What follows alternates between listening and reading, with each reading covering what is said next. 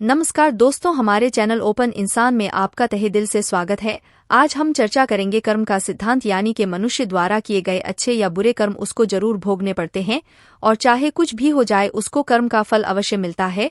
और इसी विषय पर आज हम विस्तार से थोड़ा चर्चा करेंगे। कर्म का सिद्धांत जीवन के मूल्यों और नैतिकता के आधारभूत सिद्धांतों में से एक है। यह मान्यता हमारे धर्म ग्रंथों और महान संतों की शिक्षाओं में प्रमुखता से प्रस्तुत की गई है। अच्छे कर्म जीवन को प्रगति की दिशा में ले जाते हैं, जबकि बुरे कर्म पतन का कारण बनते हैं। हमारे शास्त्रों में कहा गया है कि मनुष्य को अपने किए हुए कर्मों का फल अवश्य भुगतना पड़ता है।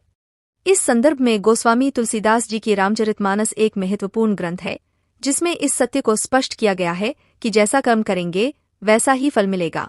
तुलसीदास जी ने रामचरितमानस के माध्यम से यह संदेश देने का प्रयास किया है कि हमारे कर्मों का परिणाम निश्चित रूप से हमें भोगना पड़ता है। इसलिए यह अत्यंत आवश्यक है कि हम अपने कर्मों का लेखाजोखा करें और सतर्क रहें कि हम कौन से कर्म कर रहे हैं। सतयुग से लेकर कलयुग तक यह सिद्धांत समान रूप से लागू होता है कि छोटे से छोटे पाप से भी कोई बच नहीं सकता था। हमारे धर्म ग्रंथों में विभिन्न उदाहरणों के माध्यम से यह सिद्ध किया गया है कि अच्छे और बुरे कर्मों का प्रभाव हमारे जीवन पर कैसे पड़ता है। रामायण में रामचंद्र जी के शासनकाल का उदाहरण इस बात को स्पष्ट करता है। उस समय राज्य में हर कोई सुखी और संपन्न था, लेकिन किसी दिन एक कुत्ता राजा के दरबार में आया और न्याय की मांग की। उसने बताया कि एक भिक्षुक ब्राह्मण ने उसे बिना किसी कारण के मारा। जब ब्राह्मण को बुलाया गया और उससे पूछा गया तो उसने स्वीकार किया कि उसने ऐसा किया था क्योंकि वह भूखा था और क्रोध में आ गया था।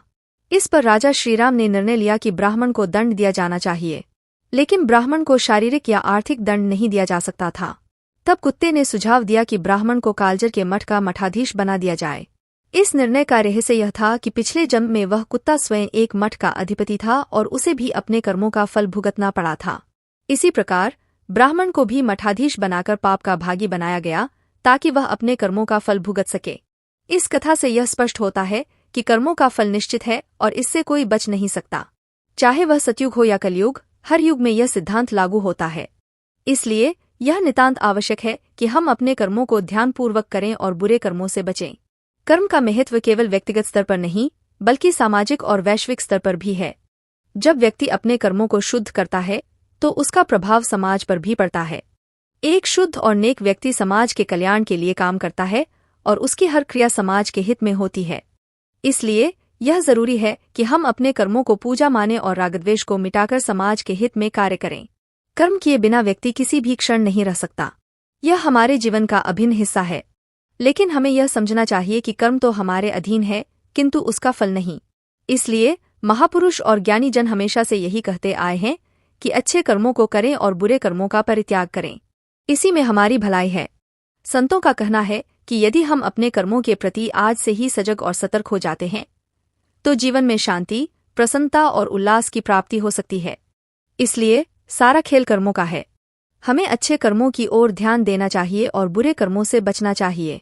केवल तभी हम सच्चे सुख और शांति को प्राप्त कर सकते हैं। दोस्तों, अगर हमारी वीडियो आपको पसंद आए तो कृपया हमारे चैनल को लाइक करें, सब्सक्राइब करें और कमेंट में हर हर महादेव अवश्य लिखें। आपका कल्याण हो।